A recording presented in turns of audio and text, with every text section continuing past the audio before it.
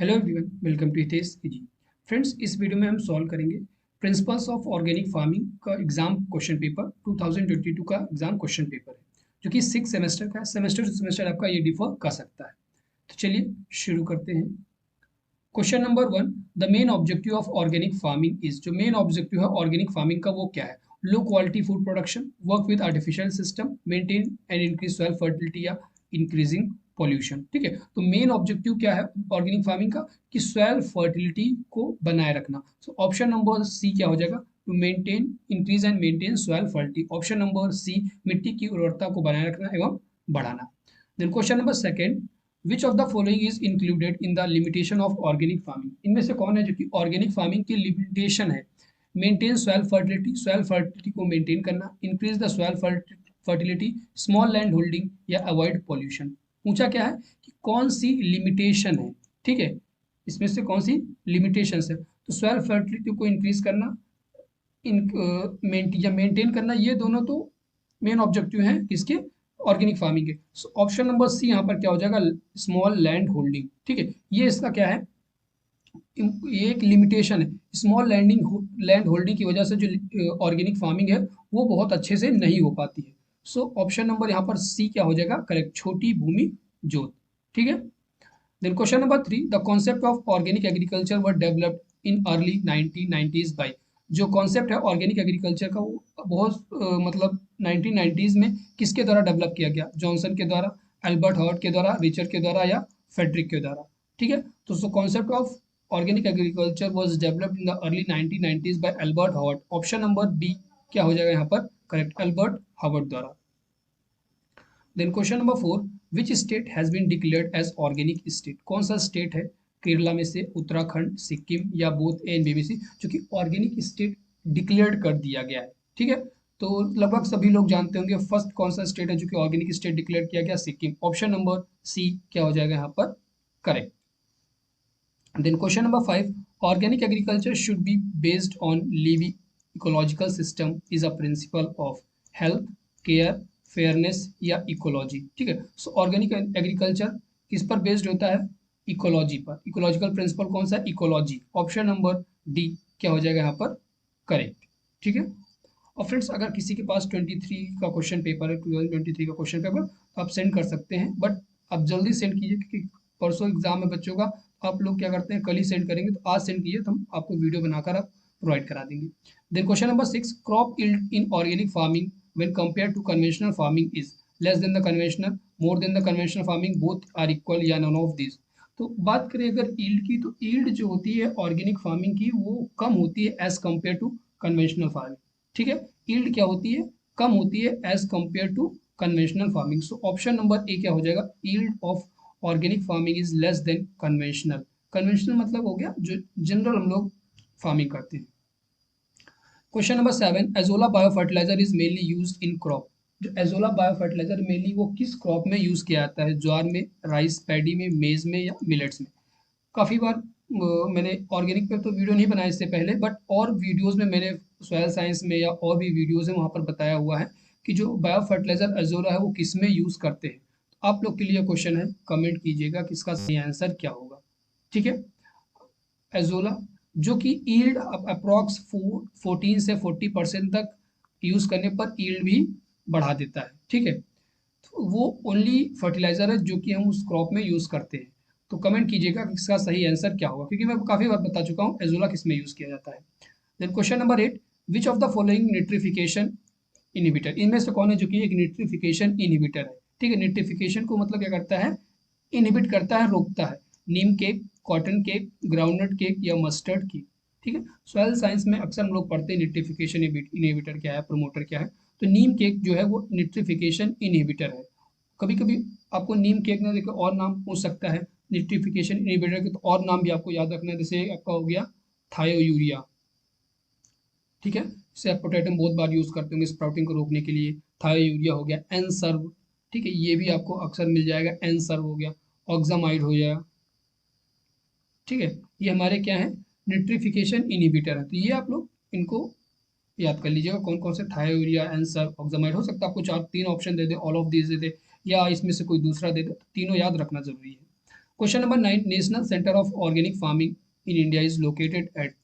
सबसे ज्यादा जो पूछा जाने वाला क्वेश्चन है, अगर आप ऑर्गेनिक फार्मिंग से रिलेटेड कोई भी एग्जाम दे रहे हैं तो ये क्वेश्चन है, organic centre, national centre for organic farming कहाँ पर लोकेटेड है।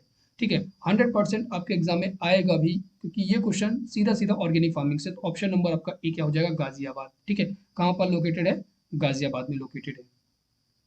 Question number 10, the soil pH can be increase by adding. Soil की जो पीएच है उसको कैसे इंक्रीज कर सकते हैं, लाइम को ऐड करके, नाइट्रोजन को, सैंड को, या पोटाश को। ठीक है, तो मिस अगर इसे पूछता कभी कभी कि एसिड सॉइल को कैसे रिक्लेम कर सकते हैं, तो एसिडिटी ज़्यादा है तो उसको कम करने के लिए आप एसिडिटी को क्या करोगे, ऐसी चीज़ बढ़ाओगे जिससे उसका पीएच बढ़ जाए। ठीक है, तो वही चीज़ यहाँ पूछा है इनडायरेक्टली कि soil pH can be increase by adding, तो कम अगर पीएच है तो वो इंक्रीज कैसे करो, बाय एडिशन ऑफ लाइम। ठीक है, ऑप्शन नंबर ए क्या हो जाएगा, चूने का ऐड करके, आप जो चूना होता है उसको ऐड करके आप सॉइल की जो पीएच इंक्रीज कर सकते हैं। मीन्स किसी भी सॉइल की जो एसिडिटी होती है, ठीक है, उसको आप लेस कर सकते हैं, कम कर सकते हैं by use of lime. Then question number 11, which country represents the lowest percentage of area under organic farming out of cultivated area. जितना उसका कल्टिवेटेड एरिया है, ठीक है, जितना उसके पास कल्टिवेटेड एरिया है, उसमें किस कंट्री के पास सबसे कम ऑर्गेनिक फार्मिंग का जो एक कल्टिवेबल एरिया है लैंड का। ठीक है, मीन्स टोटल एरिया कितना है ऑर्गेनिक फार्मिंग का, अगर एज कंपेयर टू, अगर पूरा एरिया की बात करते हैं। ठीक है, तो सबसे कम एरिया जो कल्टिवेटेड एरिया है इंडिया के पास है, option number as compare to total area, option number A क्या हो जाएगा, इंडिया। ठीक है, सबसे कम जो ऑर्गेनिक फार्मिंग है एरिया के बेसिस पर अगर बात करते हैं तो इंडिया के पास। ठीक है, अगर सबसे ज़्यादा कहाँ पर होता है, ऑस्ट्रेलिया। ठीक है, ये 2022 का डाटा है, ऑस्ट्रेलिया सबसे ज़्यादा। Then question number 12, what is the major component of organic farming cultivation system. Major component क्या है ऑर्गेनिक फार्मिंग कल्टीवेशन का, pesticide, synthetic fertilizer, chemical fertilizer, bio fertilizer. तो पेस्टिसाइड हो गया, सिंथेटिक फर्टिलाइजर, केमिकल, इन सबका यूज हम ऑर्गेनिक फार्मिंग में बिल्कुल नहीं करते हैं। सो ऑप्शन नंबर डी क्या हो जाएगा, बायो फर्टिलाइजर, जैव उर्वरक। Then question number 13, growing green manure crop in the field and incorporating in its green stage in the same field is known as ex situ green manure, in situ green manure, green leaf manure, या none of the above। ठीक है, for example जैसे बात कहा है कि उसी field में ग्रीन मैन्योर ग्रो करना और उसी फील्ड पर इनकॉर्पोरेट कर देना ग्रीन स्टेज में, उसको क्या बोलेंगे, एक्स सितु, इन सितु, या ग्रीन लीफ मैच्योरिंग। ठीक है, यहाँ पे क्या मैच्योरिंग, तो ये तो बिल्कुल कट गया पहले से ही। ठीक है, तो ये क्या है, अगर आप आउटसाइड मतलब बाहर कहीं पर ग्रीन मैन्योर ग्रो करते हैं और यहाँ पर लाकर आप क्या करते हैं, इनकॉर्पोरेट करते हैं, तो वो हमारा एक्स सितु हो जाएगा। In situ on the same field grow करके सेम फील्ड में इनकॉर्पोरेट कर रहे हैं, मीन्स ऑप्शन नंबर बी क्या हो जाएगा यहाँ पर करेक्ट, स्वस्थानी ही हरी परिपक्वता। ठीक है, then question number 14, the breeding and rearing of earthworm in controlled environment is called. Earthworm का ब्रीडिंग और रियरिंग करना कंट्रोल्ड इन्वायरमेंट में क्या कहलाता है, वर्मी वॉश कहलाता है, वर्मी कुलाइट कहलाता है, वर्मी कंपोस्टिंग या वर्मी कास्टिंग। ठीक है, so it is called as vermicomposting या वर्मी कल्चर। दूसरा क्या बोलते हैं, वर्मी कल्चर, वर्मी कल्चर। ठीक है, कंफ्यूज नहीं होना नाम में, वर्मी कंपोस्टिंग या वर्मी कल्चर। वर्मी वॉश क्या होते हैं, जो लिक्विड मटेरियल होता है वर्मी कंपोस्टिंग के समय निकलता है, वो कि बहुत ज़्यादा, ठीक है, ये लिक्विड मटेरियल हो गया। ठीक है, जो कि हमारा न्यूट्रिटिव, बहुत ज़्यादा न्यूट्रिटिव होता है प्लांट के लिए। ठीक है, तो वो हमारा क्या होता है, वर्मी वॉश, वर्मी कुलाइट का मिनरल है। ठीक है, then question number 15, the main organic product export market for India is. India का जो main organic product export market है, मीन इंडिया सबसे ज़्यादा जो ऑर्गेनिक हमारा प्रोडक्ट है वो सबसे ज़्यादा कहाँ पर सेंड करता है। अगर बात करें कि main organic product export market India का है, वो कौन है, वो है यूएसए। यूएसए में इंडिया जितना प्रोडक्ट एक्सपोर्ट करता है, 54% अकेले यूएसए को एक्सपोर्ट करता है।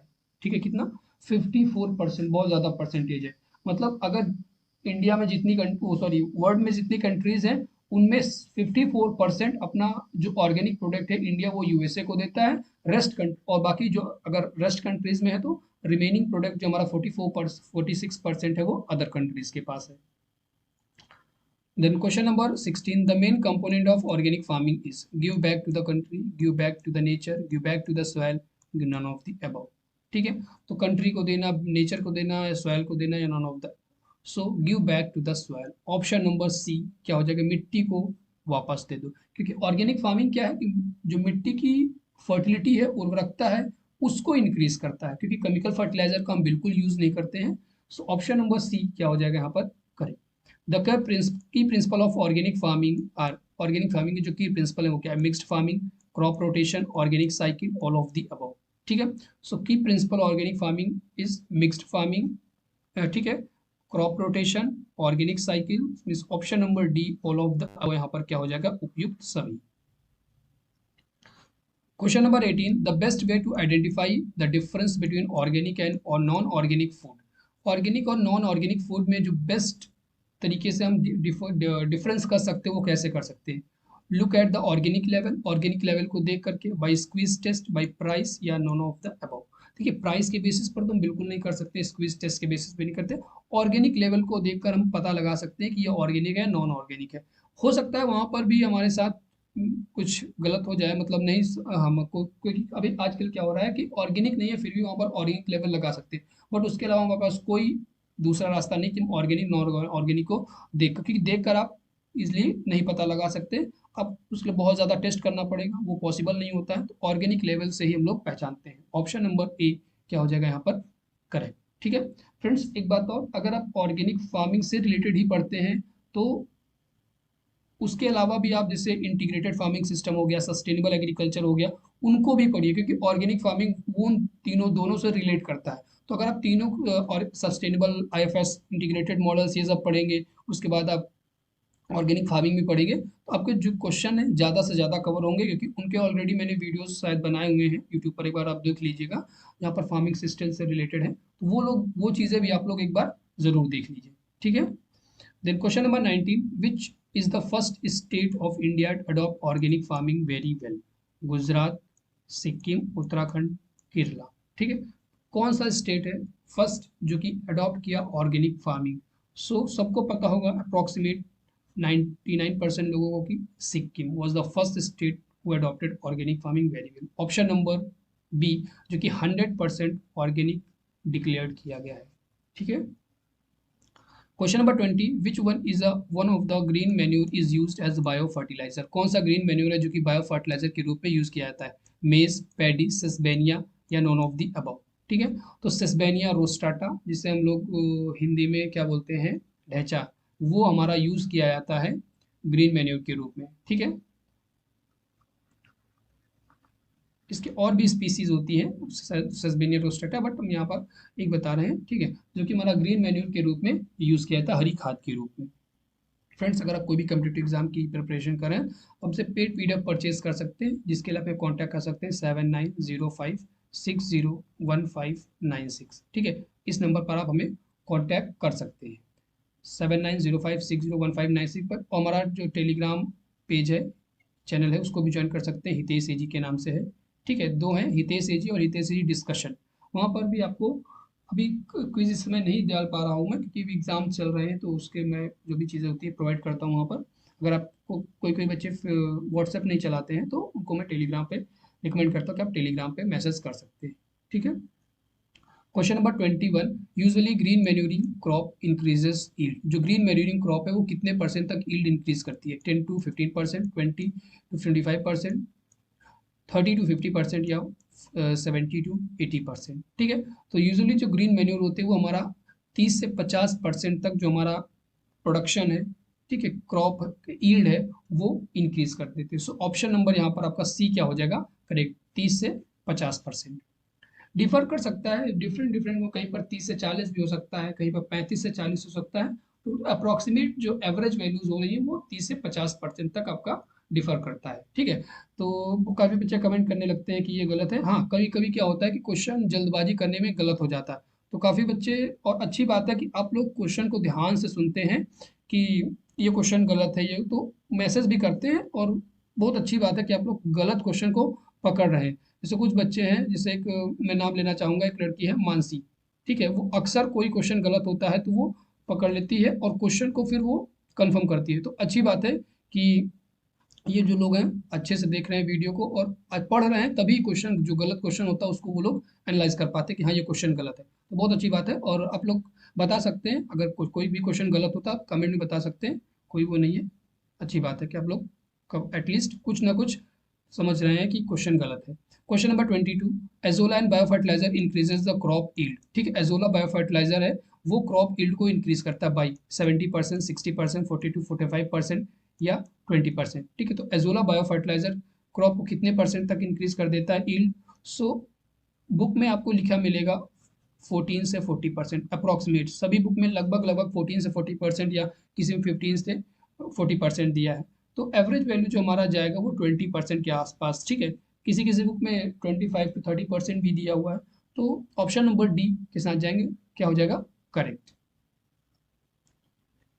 Question number 23, which one of the farming practice is eco friendly? कौन सी फार्मिंग प्रैक्टिस है जो कि इको फ्रेंडली है? Hydroponic, conventional farming, organic farming या नॉन ऑफ द अबव? ठीक है, इसमें से कौन सी इको फ्रेंडली है? हाइड्रोपोनिक्स। हाइड्रोपोनिक्स में क्या करते हैं, वाटर से ही सब लोग सभी चीज कल्टिवेट करते हैं, मतलब उसमें सॉयल नहीं होता है। ठीक है, जो भी हमारा न्यूट्रिशन प्रोवाइड करने का काम करता है वो वाटर करता है, क्योंकि सभी जितने भी न्यूट्रिशन वो वाटर में दे देते हैं, फिर वो रूट्स उसी से एब्जॉर्ब करते हैं। कन्वेंशनल फार्मिंग, ऑर्गेनिक फार्मिंग या none of the above?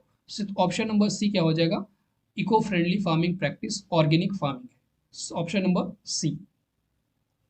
Question number 24, the price of organic food is more than the conventional farming food, less than the conventional farming food, equal या none of the above? जो price होता है organic food का वो कम होता है, conventional से ज़्यादा होता है। So more than the conventional farming food, option number A क्या हो जाएगा यहाँ पर करेक्ट। ऑर्गेनिक का जो प्राइस होता है वो ज़्यादा होता है as compare to conventional. Question number 25, soil fertility is reduced due to poor drainage, imbalance use of fertilizer, over watering या नॉन ऑफ द अबव? ठीक है, देखिए पुअर ड्रेनेज है तो भी आपकी सॉइल फर्टिलिटी कम होगी। इम्बैलेंस यूज ऑफ फर्टिलाइजर करेंगे तो 100%, अगर फर्टिलाइजर का यूज कर रहे हैं आप बहुत ज्यादा तो 100% आपकी सॉइल फर्टिलिटी कम हो जाएगी। ओवर वाटरिंग से भी होती है। ठीक है, तो देखिए सभी तो हमारा poor drainage, imbalance use, over watering सभी हमारा फर्टिलिटी को कम करने वाले हैं। बट जो मोस्ट अप्रोप्रिएट आपका बैठने वाला जिससे ज्यादा होती है वो है imbalanced use of fertilizer, option number B. उर्वरक को असंतुलित उपयोग से बहुत ज्यादा आप कर रहे हैं, बहुत ज्यादा क्वांटिटी में कर रहे हैं, क्योंकि आजकल जो हो रहा है ज्यादा फर्टिलाइजर का यूज करके आप प्रोडक्शन को इंक्रीज करें तो उससे क्या हो रहा है, सॉइल की जो फर्टिलिटी है वो दिन पर दिन कम होती जा रही है। तो ऑप्शन नंबर बी क्या हो जाएगा यहाँ पर करेक्ट। ठीक है फ्रेंड्स, जो रिमेनिंग क्वेश्चंस हैं उनको हम नेक्स्ट वीडियो में सॉल्व करेंगे। अभी के लिए इतना ही।